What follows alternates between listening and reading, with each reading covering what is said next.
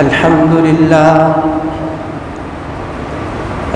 لله نحمده ونستعينه ونستغفره ونؤمن به ونتوكل عليه ونعوذ بالله من شرور أنفسنا ومن سيئات أعمالنا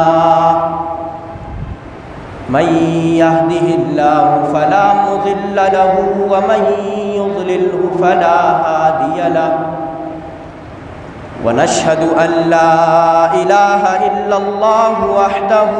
لا شريك له ونشهد أن سيدنا وسندنا ونبينا ومولانا محمدا صلى الله عليه وعلى آله وبارك وسلم تسليما كثيرا. أما بعد فأعوذ بالله من الشيطان الرجيم. بسم الله الرحمن الرحيم. وإذا سمعوا ما أنزل إلى الرسول ترى أعينهم تفيض من الدمع مما عرفوا من الحق يقولون ربنا آمنا فاكتبنا مع الشاهدين. وما لنا لا نؤمن بالله وما جاءنا من الحق ونطمع أن يدخلنا ربنا مع القوم الصالحين. صدق الله العظيم. اللهم صل على محمد وعلى آل محمد كما صليت على إبراهيم وعلى آل إبراهيم إنك حميد مجيد. اللهم بارك على محمد وعلى آل محمد كما باركت على إبراهيم وعلى آل إبراهيم إنك حميد مجيد. محترم عزیزوں، بزرگوں، نوجوانوں اور بچوں، سورۃ المائدہ کی 2 آیات کریمہ آپ کے سامنے تلاوت کی ہیں. یہ قرآن کہ جو نبی اکرم صلی اللہ علیہ وسلم پر نازل ہوا اور اللہ کی آخری کتاب اور کتاب ہدایت کے طور پر دنیا میں آیا. یہ قرآن اور یہ کتاب انتہائی تاثیر رکھنے والی اور دل پر اثر کرنے والی اور دل و دماغ میں ایک انقلاب پیدا کرنے والی کتاب ہے. نبی اکرم صلی اللہ علیہ وسلم کے دور میں اس وقت کے لوگ شاعری میں فصاحت اور بلاغت میں انتہائی بلند اور بڑا مقام رکھا کرتے تھے. بڑے بڑے شاعر، فصاحت اور بلاغت رکھنے والے لوگ،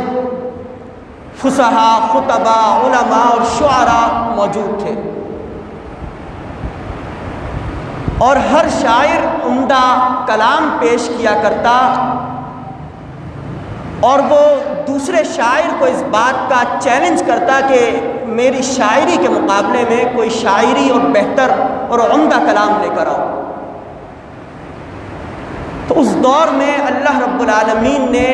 جس معجزے کا انتخاب کیا اور نبی کریم صلی اللہ علیہ وسلم کی طرف جو معجزہ بھیجا وہ یہ قرآن کا معجزہ. ایسا فصیح کلام، ایسا بلیغ کلام اور ایسا پر اثر کلام کہ اس وقت کے بڑے بڑے شاعر وہ بھی اس کلام کا مقابلہ نہ کر سکے اور پیچھے ہٹ گئے. قرآن کریم نے ان شعراء کو کئی مقامات پر چیلنج کیا اور کہا کہ اگر اس قرآن جیسا قرآن تم لا سکتے ہو تو لا کر دکھاؤ۔ قُلْ لَئِنِ اجْتَمَعَتِ الْإِنسُ وَالْجِنُّ عَلَىٰ أَن يَأْتُوا بِمِثْلِ هَذَا الْقُرْآنِ، کہ نبی کریم صلی اللہ علیہ وسلم ان مشرکین مکہ سے یہ بات کہہ دو کہ لَئِنِ اجْتَمَعَتِ الْإِنسُ وَالْجِنُّ، کہ تم تمام انسانوں کو اکٹھا کر دو، تمام جنات کو بھی اکٹھا کر دو، عَلَىٰ أَن يَأْتُوا بِمِثْلِ هَذَا الْقُرْآنِ، وہ تمام انسان اور تمام جنات اس کوشش کے اندر مصروف ہو جائیں کہ اس قرآن جیسا کوئی کلام لے کر آئے، لا یأتون بمثلہ، اس جیسا کوئی کلام وہ نہیں لے کر آ سکتے۔ جب مشرکین مکہ اس چیلنج کو پورا نہ کر سکے تو اللہ رب العالمین نے اس میں تخفیف فرمائی اور پھر فرمایا کہ کم از کم اس قرآن جیسی 10 صورتیں لے کر آ جاؤ۔ پورا قرآن تم نہیں لا سکتے، 10 صورتیں لے کر آؤ۔ مشرکین مکہ یہ بھی پورا نہ کر سکے تو اللہ رب العالمین نے فرمایا کہ بِصُورَةٍ مِّن مِّثْلِهِ، اس کے مثل ایک صورت لے کر آ جاؤ۔ لیکن فَإِن لَّمْ تَفْعَلُوا وَلَن تَفْعَلُوا، ان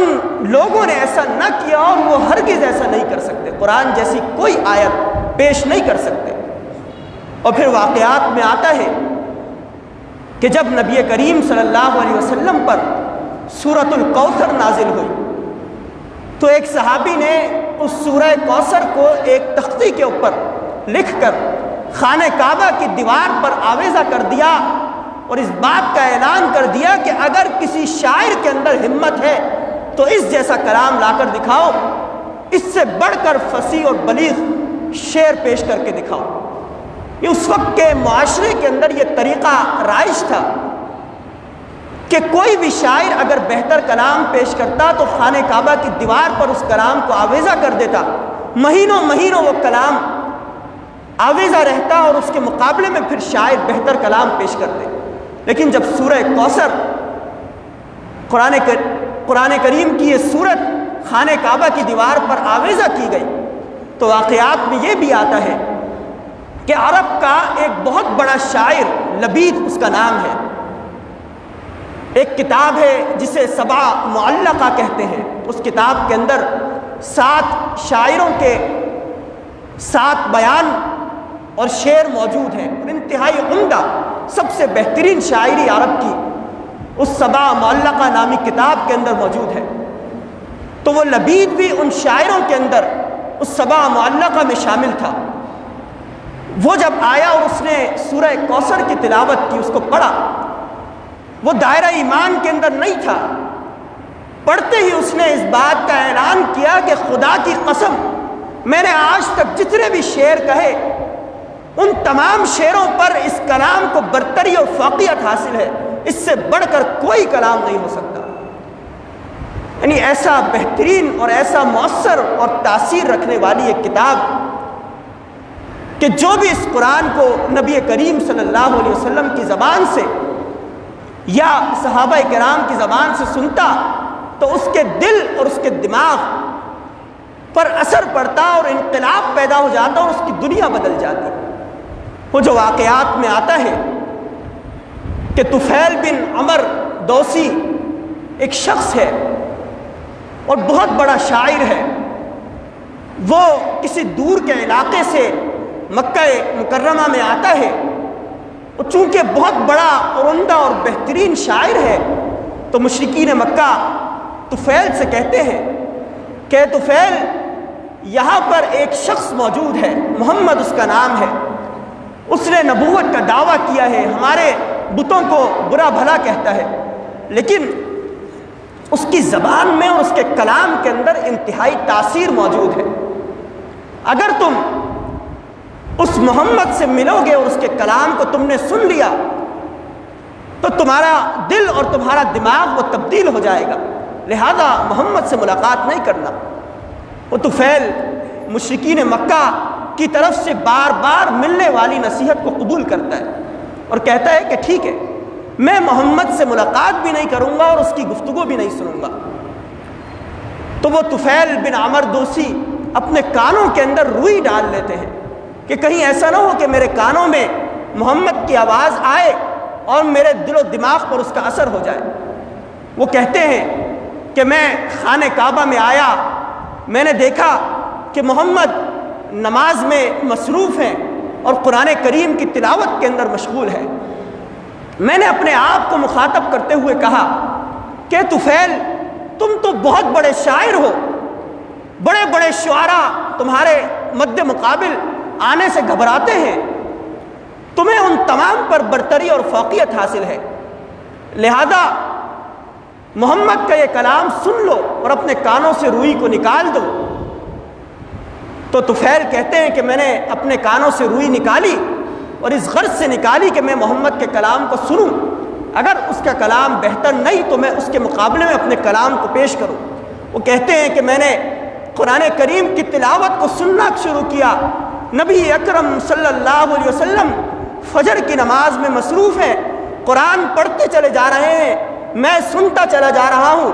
اور اس قرآن نے میرے دل و دماغ پر ایسا اثر کیا کہ میں نے فوراً ایمان قبول کر لیا اور دائرہ اسلام کے اندر داخل ہو گیا اور کلمہ توحید اور کلمہ شہادت کا اقرار کر لیا۔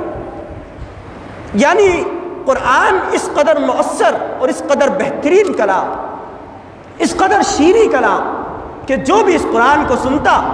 تو قرآن اس کے دل و دماغ پر اثر کر جاتا۔ تو طفیل بن عمر دوسی نے اس وقت قسم کھاتے ہوئے کہا کہ خدا کی قسم، میں نے جتنے بھی آج تک اشعار کہے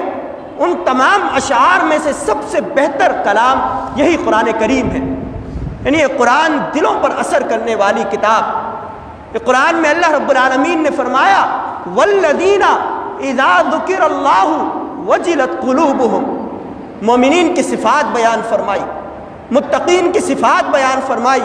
فرمایا کہ متقین اور مومنین تو وہ لوگ ہیں اذا ذکر اللہ، کہ جب اللہ کا ذکر کیا جائے، یہ قرآن ان کے سامنے پڑھا جائے تو وجلت قلوبہم، تو ان کے دل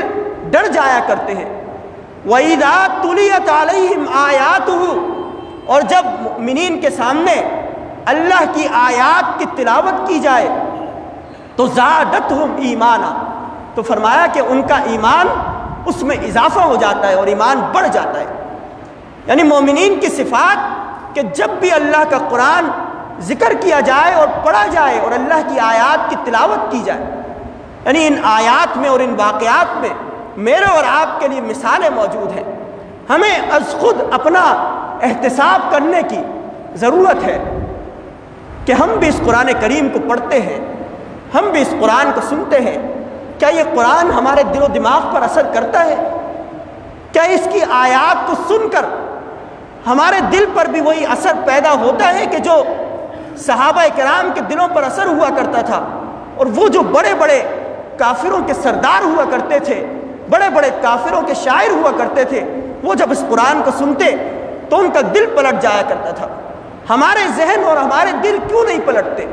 کیوں ہم قرآن کریم کی طرف اور اللہ رب العالمین کی دعوت کی طرف اور اللہ کے پیغام کی طرف متوجہ نہیں ہو پاتے؟ وہ ایک شخص کا واقعہ ہے، یمن سے اس کا تعلق ہے، زماد اس کا نام ہے،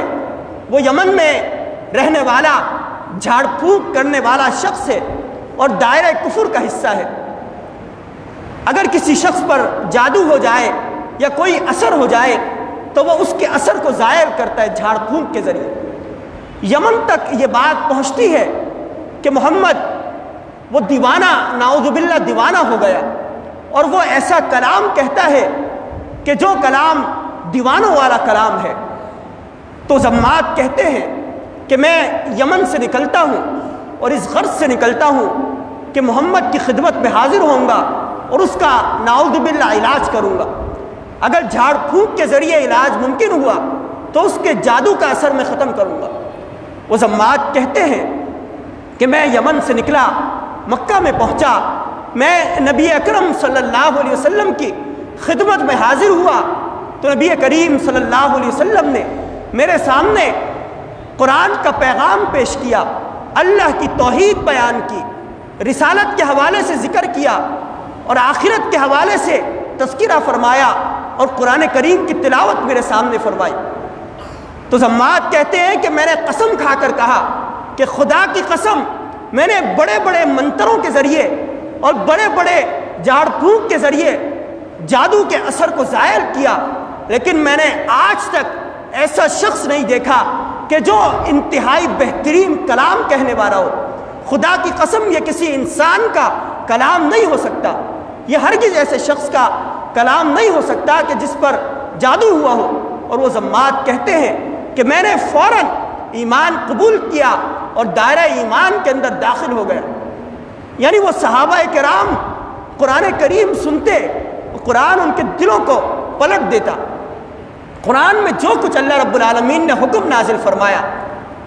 ان تمام احکامات پر وہ پوری زندگی، اپنے تمام شب و روز، اپنے سارے معاملات قرآن کے مطابق گزارنا شروع کر دیتے۔ قرآن میں اللہ رب العالمین نے جن جن باتوں سے ان کو روکا، جن جن باتوں سے منع فرمایا، ان تمام باتوں سے وہ رک جایا کرتے۔ اگر ایک مرتبہ قرآن میں کہہ دیا گیا کہ شراب حرام قرار دے دی گئی، تو ان میں سے کوئی بھی شخص شراب کے قریب نہ گیا۔ اگر سود کو حرام قرار دیا اور کہہ دیا گیا کہ سود کا مطلب اللہ اور اس کے رسول صلی اللہ علیہ وسلم سے جنگ کرنا ہے، تو کوئی صحابی کبھی بھی سود کے قریب نہ گیا۔ اگر غیبت کو کہ زبان سے اپنے کسی بھائی کی برائی کرنا، اس کی پیٹھ پیچھے اس کے عیوب کو بیان کرنا، یہ غیبت ہے اور اس کا سخت گناہ ہے، تو کسی صحابی نے کبھی بھی اپنی زبان سے غیبت کا کوئی جملہ نہ نکالا۔ یعنی ایسا پختہ ایمان رکھنے والے قرآن کو سنا کرتے تھے۔ نبی اکرم صلی اللہ علیہ وسلم حضرت ابو بکر صدیق رضی اللہ تعالیٰ عنہ ان کے پاس آتے ہیں اور فرماتے ہیں کہ یا رسول اللہ، میں دیکھتا ہوں کہ آپ پر بڑھاپے کے آثار نمایاں ہو رہے ہیں، ابھی آپ کی عمر زیادہ نہیں ہے، اس کے باوجود بھی آپ انتہائی بوڑھے ہو چکے۔ تو نبی اکرم صلی اللہ علیہ وسلم فرماتے ہیں کہ ابو بکر، مجھے بوڑھا کر دیا سورۃ الواقعہ نے، سورۃ النبا نے، سورہ تکویر نے اور سورہ انفطار نے، یعنی اس قسم کے مضامین کی صورتوں کا نبی اکرم صلی اللہ علیہ وسلم تذکرہ فرماتے ہیں اور کہتے ہیں کہ ابو بکر، مجھے ان صورتوں نے بوڑھا کر دیا۔ یعنی میں اور آپ بھی ان صورتوں کو پڑھتے ہیں، میں اور آپ بھی ان صورتوں کی تلاوت کرتے ہیں، رمضان المبارک کے مہینے میں ان صورتوں کو سنتے بھی ہیں، لیکن ہم پر تو کسی قسم کی پریشانی لاحق نہیں ہوتی، ہمارے دل اور دماغ پر تو ذرہ برابر بھی تبدیلی نہیں آتی۔ ہم مسجد میں آتے ہیں، نماز کی حالت میں امام تلاوت کرتا ہے، ہم تلاوت کو سنتے ہیں، مسجد سے باہر نکل کر وہی اپنی دنیا کے اندر مصروف ہو جاتے ہیں، انہی معاملات کے اندر، اسی طرح اللہ رب العالمین کی نافرمانی کے ارتکاب میں اور اللہ رب العالمین کو ناراض کرنے کے لیے ہم اپنی جد و جہد میں مصروف ہو جاتے ہیں۔ یہ قرآن ہمارے دل و دماغ پر کوئی اثر نہیں کرتا، حالانکہ یہ کتاب تو ایسی کتاب، واقعات میں آتا ہے کہ ولید بن مغیرہ ایک کافر ہے، مشرکین مکہ کا بہت بڑا سردار اور انتہائی بہترین شاعر، ایسا شاعر کہ اس کے مقابلے میں مکہ کے اندر کوئی دوسرا شاعر موجود نہ تھا۔ مشرکین مکہ ولید بن مغیرہ کو بلاتے ہیں اور کہتے ہیں کہ ولید، تم محمد کے کلام کے مقابلے میں کوئی کلام لے کر آؤ، اور ولید کو مال و دولت کی لالچ دیتے ہیں کہ ہم تمہیں اس قدر مال دیں گے اگر تم نے محمد کے کلام اور اس قرآن کے مقابلے میں کوئی کلام پیش کر دیا۔ تو ولید جو جواب دیتا ہے مشرکین مکہ کو، وہ ایسا جواب، وہ کہتا ہے کہ خدا کی قسم، میں نے بڑے بڑے شعراء کا کلام سنا، لیکن یہ قرآن شاعروں جیسا کلام نہیں ہے۔ خدا کی قسم، میں نے بڑے بڑے جادوگروں کو بھی دیکھا، لیکن یہ قرآن اور محمد ایسا نہیں ہے کہ کوئی جادوگر کا کلام ہو۔ میں نے بڑے بڑے کاہنوں کو بھی دیکھا، لیکن خدا کی قسم محمد کاہنوں میں سے بھی نہیں۔ یعنی وہ کافر ہے اور گواہی اس بات کی دے رہا ہے کہ محمد جو کلام پیش کرتا ہے، جو کتاب وہ لے کر آیا ہے اللہ کی طرف سے، جو قرآن اس پر نازل ہونے والا ہے، وہ ہرگز کاہنوں والا، شاعروں والا اور جادوگروں والا کلام نہیں ہو سکتا۔ یعنی وہ کافر بھی اس بات کی گواہی دیتا ہے۔ یہ تو اللہ رب العالمین نے مجھے اور آپ کو، ہم سب کو اس قدر نعمت عطا فرمائی، یہ دولت عطا فرمائی کہ ہمیں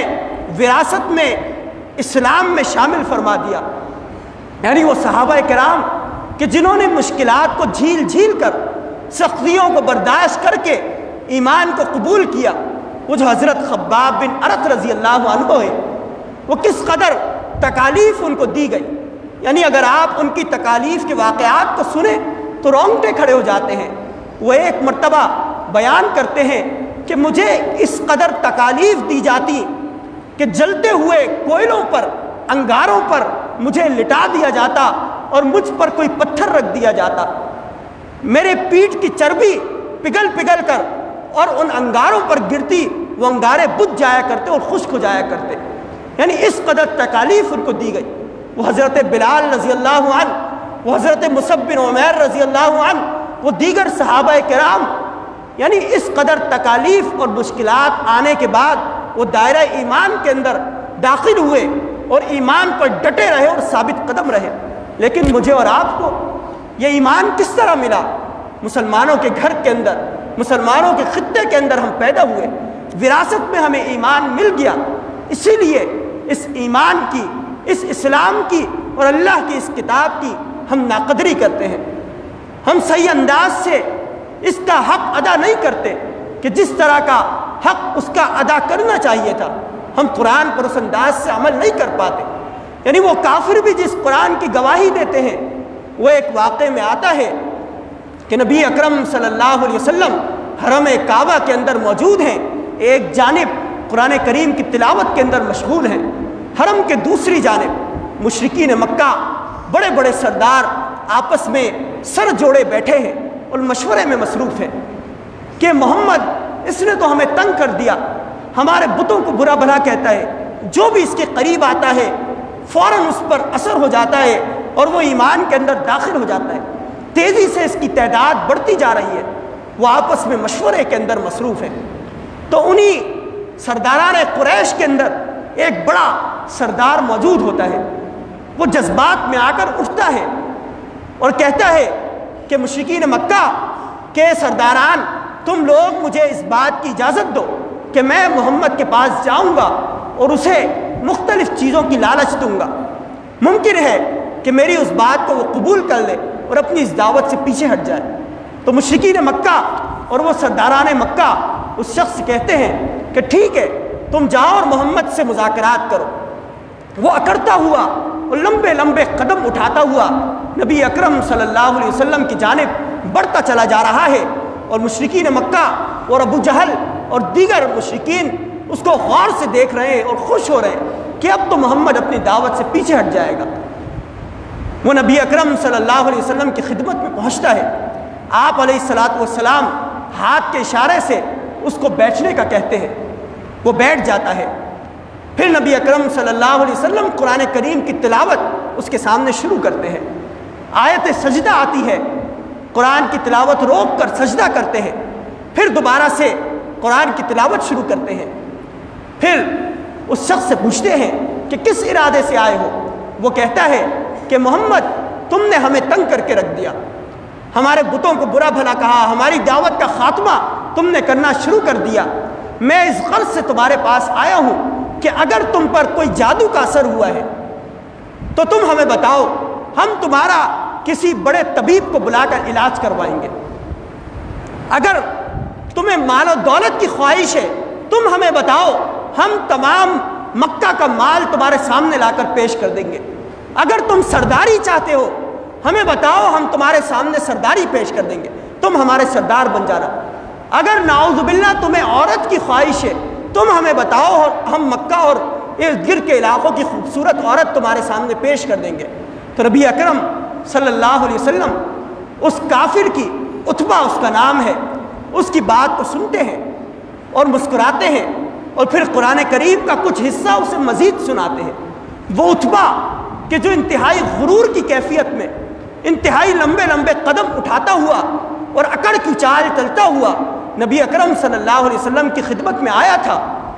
اس کے چہرے کا رنگ متغیر ہو جاتا ہے، اس پر ایک خوف اور کپکپی طاری ہو جاتی ہے۔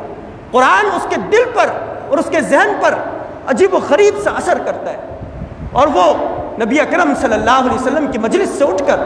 دوبارہ سے مشرکین مکہ کی جانب چل پڑتا ہے۔ مشرکین مکہ، سرداران مکہ اسے غور سے دیکھتے ہیں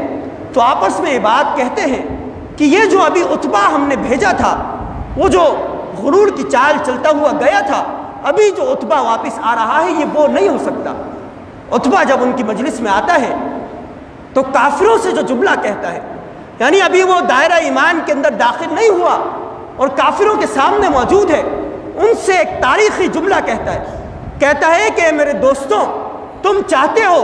کہ محمد کو اور اس کے کلام کو کسی طرح نیچے دبا دو اور اس کو مغلوب کر دو۔ خدا کی قسم، میں نے جو کلام سنا ہے یہ کلام غلبے کے لیے، طاقت کے لیے اور قوت اور بالاتر ہونے کے لیے آیا ہے۔ یہ ایسا کلام نہیں ہے کہ تمام کلاموں پر اسے برتری کے بجائے اسے نچلا درجہ حاصل ہو جائے، بلکہ یہ تو غلبے کے لیے آیا۔ یعنی کافر بھی جب اس کلام کو سنتے تو اس فکر کے اندر مصروف ہو جاتے کہ اللہ رب العالمین کی کتاب،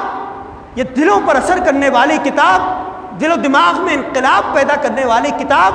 یہ تو دراصل اس غرض سے اس دنیا کے اندر بھیجی گئی کہ اس کے ماننے والے اللہ رب العالمین کی عبادت بھی کریں اور اپنے تمام معاملات، چاہے وہ ذاتی زندگی کے معاملات ہوں، چاہے وہ اجتماعی زندگی کے معاملات ہوں، چاہے ان کا